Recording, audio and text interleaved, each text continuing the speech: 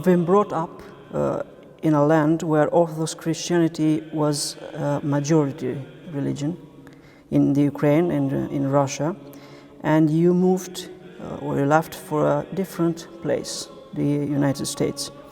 How did you perceive this space at the beginning, and how were you welcome? Well, I mean, I wouldn't say that it was the majority religion, because remember, I was born in 1972, so this was the time of still the communist night, if you will, over Ukraine, and so the majority of the population are actually atheists. Now, it's true that in my family I had priests going back to several generations, and my mother was very devout, so in that regard, my childhood was such that I saw the devotion of my mother. And the move to the United States, I wouldn't describe as a move from a country that was sort of fearing God to the country that was godless. I think the contrary probably is the case, because statistically, as this might be strange for us to grapple with, but statistically, the church-going population of Ukraine and Russia today is from anywhere from 3% to 10% of the population, depending on the area. The church-going population of the United States is up to 40+% of the regular churchgoers every week. So I wouldn't characterize my move somehow as a move towards a less Christian country. Certainly a country that was differently Christian. How well and how were you welcomed? I was actually surprised when I arrived in 1993 at the amount of reception that I received at a Protestant seminary. I was the first Orthodox, the first from the post-Soviet environment, actually, so I was a completely unknown beast, if you will, unknown entity. And the very people that built bunkers so that they could protect themselves and their families from the nuclear threat of the Soviet Union, those very people actually welcomed me with open arms, because they could see beyond the system, and what was important to them was a person rather than some sort of identification with the system. And I think that the amount of warmth and hospitality that I received, a kind of a southern hospitality that I received in Dallas, Texas, was originally very, very inviting. But also it was an environment that was very stimulating intellectually. Because the academy in Texas was a bit like a zoo, meaning that you had Christian theologians from all parts of the United States, and also really a kind of an international Christian community present in the area where the highest expression of culture was Dallas cowboys and stockyards. How would you say the Orthodox are perceived in the United States, since they are obviously a minority there? I think the fundamental changes have occurred in the past 50 years. And so Orthodoxy has changed from, the perception of Orthodoxy has changed from it being a completely unknown commodity to a recognizable and significant minority and entity. From people who were dismissed as this sort of oriental oddity, or a bit like Catholics that kiss icons, to an expression of faith, if you will, as spirituality, that is actually extremely attractive to many Western Christians. And so in my own parish, I find that more than 50% actually of the parishioners have come to Orthodoxy via a very, very complex pilgrimage. And so if in the post-Soviet environment it was a pilgrimage usually from no faith to Orthodox faith as a dominant expression of Christianity, in the American environment it was a pilgrimage from deep non-Orthodox faith, Protestant or Catholic, evangelical, Anglican, etc., to an expression of Orthodoxy that to some extent included the richness of those other expressions of Christianity as a part of the package. You are a graduate of the Institute of Physics and Technology of Moscow, but you also had studies of master's and PhD in patristics at the Southern Methodist University of Dallas, Texas. How would you say physics and theology made peace with each other in your education and career? I studied in Russia at the time of the collapse of the Soviet Union. So this was 1988 to 1992, and the Soviet Union collapsed in 1991. And so essentially I began as a student who was a part of this larger empire. And then I finished as quote-unquote a foreigner, because technically I was from Ukraine. So by the time I graduated, I was no longer a domestic student, but became a foreign student. This was an extraordinary time, and I see myself as belonging to the generation of perestroika, effectively, in Russia. It was an extraordinary time in the sense of the openness of society to religion, as of course a similar dynamic happened in Romania at that time. It was a time when it was, if you will, fashionable amongst the youth and amongst the college students to embrace Christianity. Christianity was sort of a cool thing to try out. And I think it was a time of great crisis, economically and otherwise. It was also a time of tremendous historical, taking stock of historical values and tremendous sort of national repentance, if you will, for the problems and sins of communist past. And I think that this past, or this process actually, of repentance has now been forgotten in contemporary Russia, in Putin's Russia. I mean, Putin's Russia has abandoned, in many ways, perestroika as a cultural project, and is now looking back to the time of the empire as something that will redeem its past. And I think that's a wrong path. At that time, I actually audited courses in Orthodox theology and church history, and frankly, theology is all I wanted to study. And at that time, there were the intellectual options that were available to me in the post-Soviet space were very limited. And I knew what the highest expressions of intellectual rigor look like in physics and science. And I simply would not be able to kind of compromise on those standards were I simply to go to an Orthodox seminary. I think I would have been very disappointed if I were to continue down that path within the post-Soviet environment. Now today, there are of course Orthodox universities in Russia and elsewhere in the post-communist space, but then in 1990s, very little was available then. And that was the reason for my crossing the ocean. It was really continuing my theological education, and at that time I already really saw myself as a professor of theology. I really thought that that was probably my vocation. Would you say that one can find God in any of the fields of research, such as the technical field of research, and how would one find God? Well, the saints certainly find God everywhere, and be it in nature, be it in the face of other human beings, be it in the situations of utter and complete human hopelessness. And so to some extent, of course, it takes the eyes of grace and the eyes of faith to see God. But I also think that contemporary, especially young generation, needs to be helped in this regard.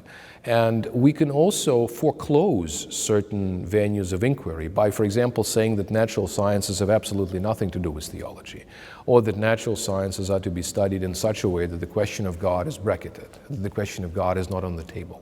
And to some extent, people who in my own formation made those types of provocative statements that took materialism very dogmatically as a default position functioned as sort of provocators. That's to say, they teased me into thinking something else, into believing something else. And so I think today one of the ways in which we can do it in the university is by thinking through the way in which knowledge could be integrated. By ways in which various knowledge domains could be integrated with religious philosophy and theology, with theology functioning both as something that is the foundation of sciences, because God is the source of everything in nature, with theology functioning as that which unites the sciences, and also that which completes the whole edifice. So you start with the foundation, and you build on that as a premise, but then also there is a sense in which theological questions uniquely the questions that arise in theology could be dealt with by different sciences. So in that regard, theology becomes a forum for all sciences. But then it also completes the whole enterprise because it also gives sciences a sense of direction, a sense of purpose, a kind of a why, ultimate why question is answered in theology and philosophy, whereas the how questions, which are equally significant, are answered in natural sciences. You are a professor at the Theology Department of the University of St. Thomas. We would like to know if you could tell us how does actually a class develop under your supervision? How are your students caught up in your the way you teach them and what you tell them, and are they perceiving, are they grasping well your So I teach a fairly broad variety of courses, from very, very introductory courses, which are attended by non-theology students, in which we talk about all kinds of things, from creation to the events of the 20th century. So it's a very broad course. So we do introduction to the Bible, then introduction to the Christian theological tradition. And so, in a sense, the students receive the history of Western civilization through the prism of Christianity, through the things that are significant in Christianity. Very often I work historically, although it's true that in order to gain interest of contemporary students, you of course have to bring in contemporary issues, you have to bring in politics, you have to bring in important moral questions, ethical questions that are relevant to students' lives. And of course, without that, it's very difficult to sell American students on pure history. In fact, it's impossible. And so what that means also is that my courses have engaged literature, engages various genres. I also teach on graduate level. And I also, because my position is presently largely a research post, I also deal a lot with junior faculty and also do small seminars for junior faculty, because we have really phenomenally talented junior faculty at St. Thomas. It's just market situation really defines that. The market for jobs is extremely competitive in the United States, and that determines the fact that we really get the best. And those people really want to write, and they want to think, and therefore I try to do certain things that would stimulate that. And that means essentially finding ways in which we could cooperate, meaning faculty can cooperate in various projects. So we do interdisciplinary seminars. I run a seminar. Next semester I'm going to do a seminar on spiritual perception. And that's a notion, that's a question of how does one come in touch with the divine? How do we experience God when we stand in the liturgy and we claim to have a sense of the presence of God? Well, how does that happen? And so we'll look at the question of spiritual perception, as the spiritual senses, from a variety of perspectives: theological, philosophical, anthropological, cognitive science, even art history. And so, or biblical studies. Is there something, for example, when the New Testament in the Sermon on the Mount makes a claim, blessed are the pure of heart, for they shall see God. What kind of claim is being made? What sorts of eyes does it take, if you will, to see God? It's that sort of question that this seminar is trying to answer, but it's trying to answer by integrating my colleagues. I also work with political science people, I work with lawyers, I work with, actually across the border. I see my post as a kind of a bridge building post within the school, so that we don't have to say why theology matters, we just show how theology connects various disciplines. You have recently initiated a series of public lectures that you have entitled The New Frontiers in Theological Research, where professors of the University of Minnesota share the results of their academic research with students and the auditory. Is the general public of the US interested in this kind of research and the event as such? Yes, we advertise them, we try to advertise them vigorously.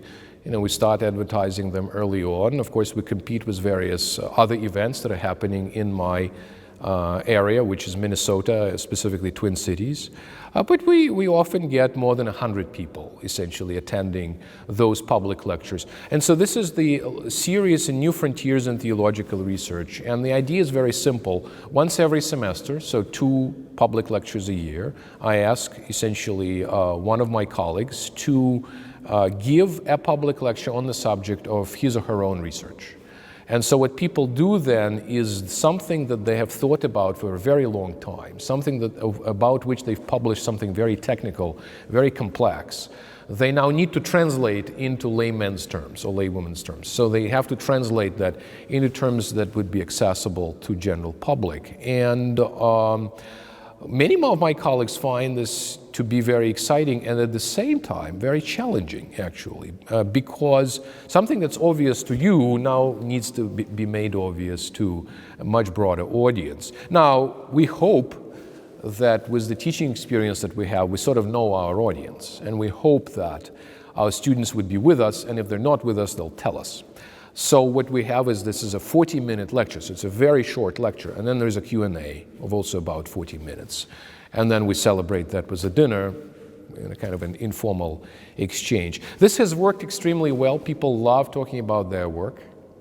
And I actually now have plans till 2019, and that's for the next 5 years. I basically have my colleagues signed up for this undertaking. And of course, I'm very grateful to my colleagues for a very strong show of support of this series. To give you a sense of what that series is about, so very recently we had lectures on theology and science, and particularly, say, the issue of Big Bang and what it has to do with evolution and creation. We had a lecture on the Muslim-Christian dialogue, because we have a center of Muslim-Christian dialogue at the University of St. Thomas. And we've also had a lecture on the how children were treated in the Greco-Roman society, and whether early Christianity made any difference to the lives of children. A fascinating lecture. So these are the types of things, these are the types of lectures that become the stuff of this series. In your works, you study both Russian and Greek Orthodox thought. Are there similarities between the two theological cultures? How about differences? Now, of course, we're talking about the 20th century, so we're talking about essentially largely modern Orthodox theology. And so, more concretely, in my book on a 20th century Russian Orthodox theologian, who incidentally was brought up in Odessa, which after all is not quite Russia, but Ukraine, and who was actually half Ukrainian and half Russian, George Florovsky. His dates are 1893 to 1979, so he died roughly speaking 35 years ago. But Florovsky has actually influenced a whole generation of Greek theologians. For example, John Romanidis and John Zizioulas were both his students at Harvard, at Divinity School. And both of them, and especially Zizioulas, have taken the work of Florovsky in some very creative directions. Romanidis, I think, was much more insular and much more dismissive of the project of Western theology than Florovsky himself was. I can also say that Yanaras, modern Greek theologian Christos Yanaras, has also actually been profoundly influenced by Florovsky's historical narrative of the ways of modern Orthodox theology. So there are these interesting cross-pollinations. There was a lot of conversation between the diaspora, Russian-speaking theologians of 1930s and the Greeks.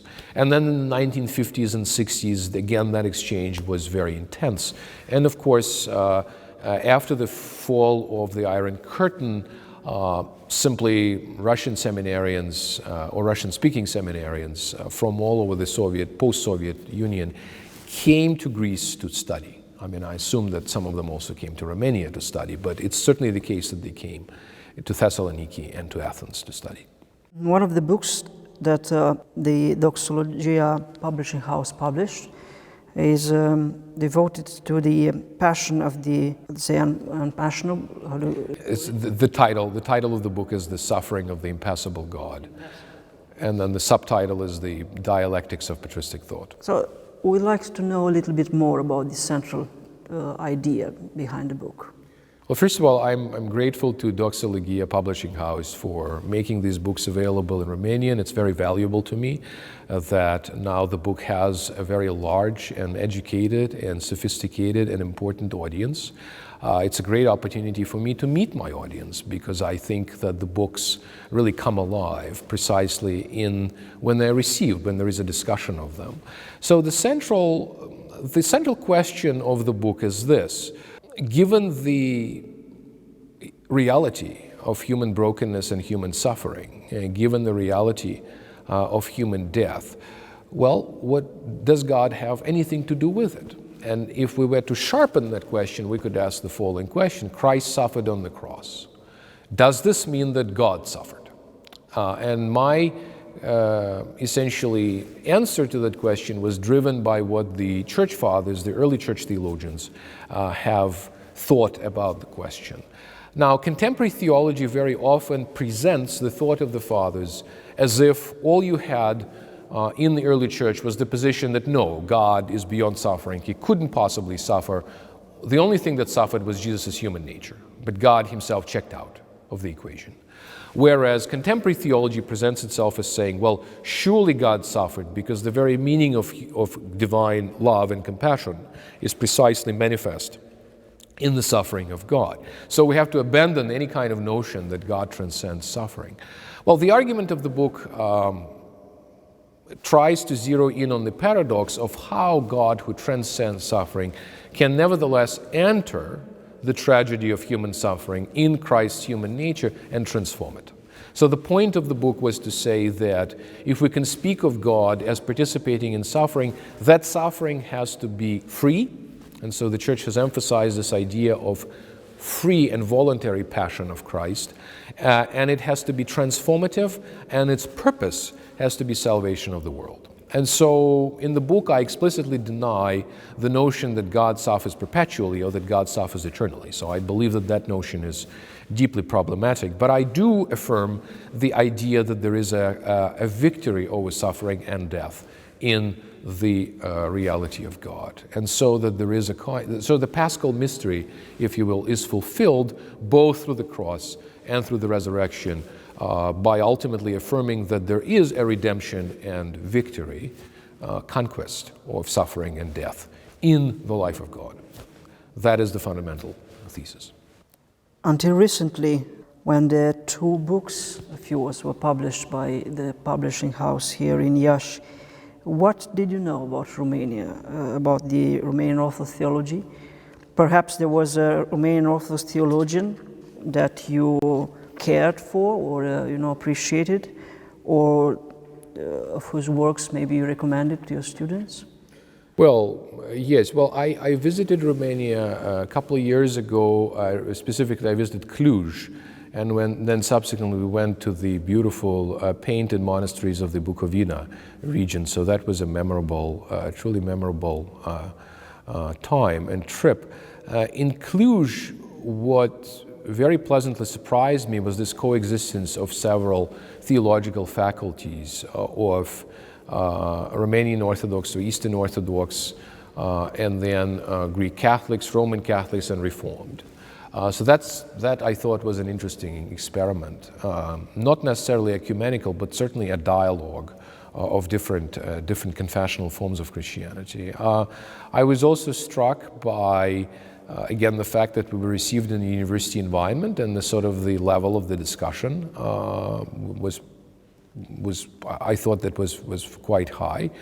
And then we also had some very, very precious conversations as we traveled through Bucovina region that is just delightful and beautiful. And the hospitality in the monasteries was also quite memorable. And also the very fact that kind of a monastery serves as this natural center in those areas that, the kids, school kids, for example, as they begins the school day, they would come to the monastery, venerate the icons, and then on the way back home, they would come and get their lunch at a local female monastery or nunnery. In terms of theologians, in terms of the Romanian theologians, I must confess that my knowledge is primarily restricted to Father Dumitru Staniloae.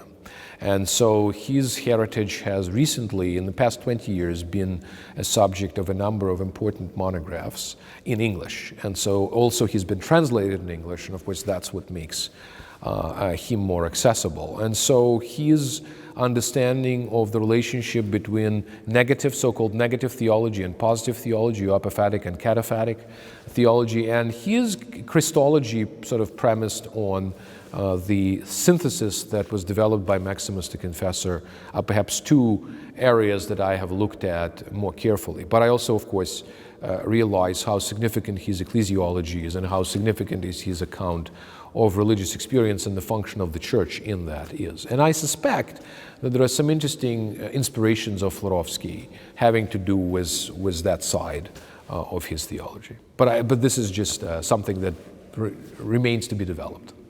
Well, the Holy Synod of the Romanian Orthodox Church has declared 2015 to be the year of the mission of the parish and the monastery today, and a commemorative year of the John Chrysostom's and great, shepherds of the eparchies. So, from your point of view, which is the role of the parish today in the society of today, and which is the role of the monastery?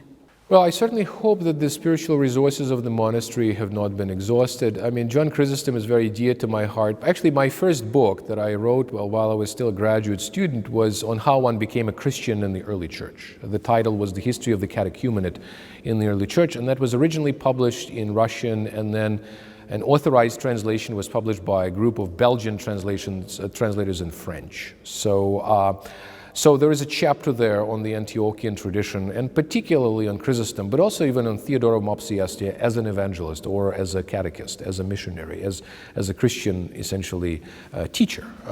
So the teaching role of the church is something that I've spent much time on, both as a historian, but also something I do professionally within my parish, in a sense of being a catechist. So when I return, for example, I serve as a godfather to a person who will be baptized in a week from now. And I also do a kind of an adult study before liturgy. So I think the role of the parish is immense, because I think that the work that needs to be done is very often one-on-one work. And it's really development through the network of connections, through friends, etc., is how very often the gospel is spread. So I think that the role of the parish is going to be primary, going to remain primary. I mean, that said, the monastery has a unique focus in the Orthodox tradition, and for me personally, for my own development, the spirituality of Philokalia, and particularly Jesus' prayer, has been quite important.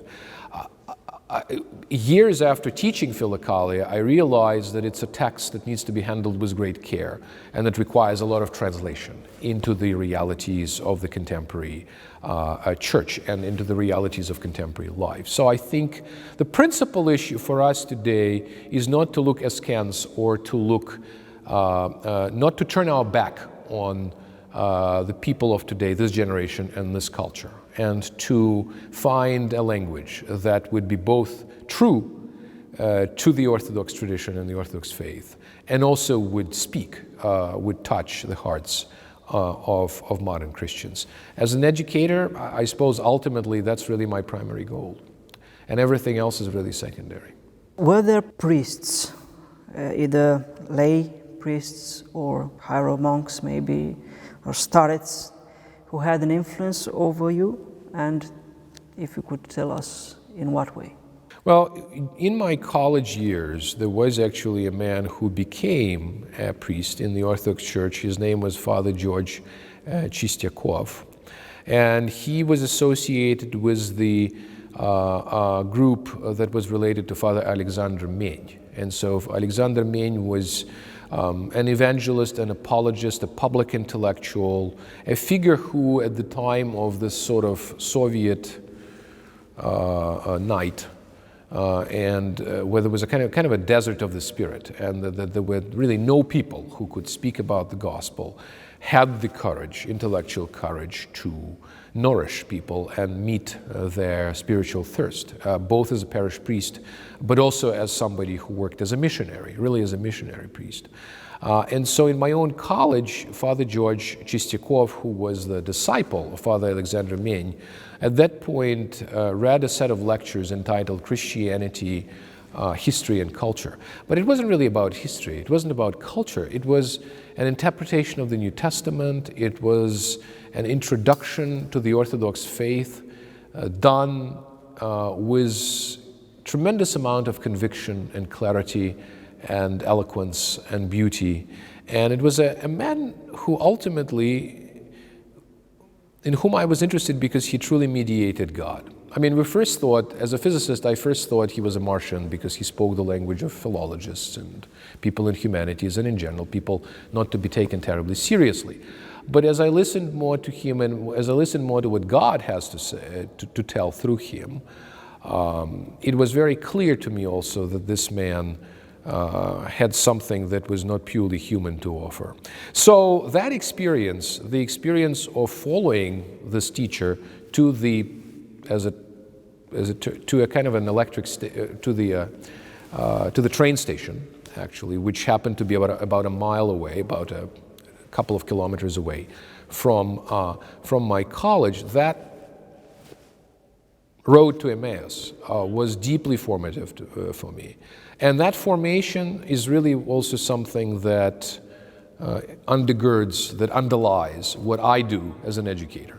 In other words, I had that fundamental experience of a deeper conversion as a college student, and that's why I believe that it could also happen with the college students of today. I actually have nothing but great hope in this generation, and I think this generation in Ukraine especially has shown itself to be capable of courage, of sacrificial love, of, well, fighting obviously for the integrity, the sovereignty of the country, and also trying to build the future, and a very different future, and kind of moving out of the corruption and devastation left by by the communist times.